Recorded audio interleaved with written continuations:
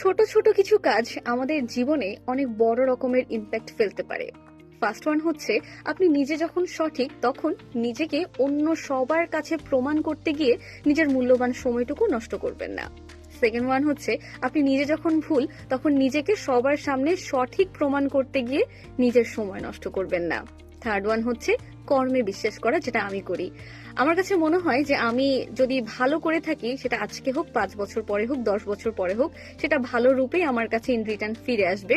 আর যদি আমি মন্দ করে থাকি, সেই মন্দটাই আমার কাছে আবার ফিরে আসবে।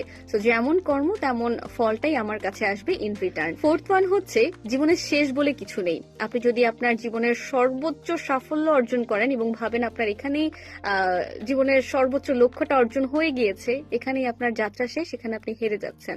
আবার যদি আপনি লাইফে ফেল করে থাকেন, যদি মনে করেন এখানেই আপনার শেষ, তাহলে আপনি আসলেই হেরে যাচ্ছেন। তো জীবনে সাফল্য অথবা ফেইলার যেটাই আসুক না কেন, শেষ বলে কিছু নেই। সবসময় রিস্টার্ট মোডে থাকতে হবে।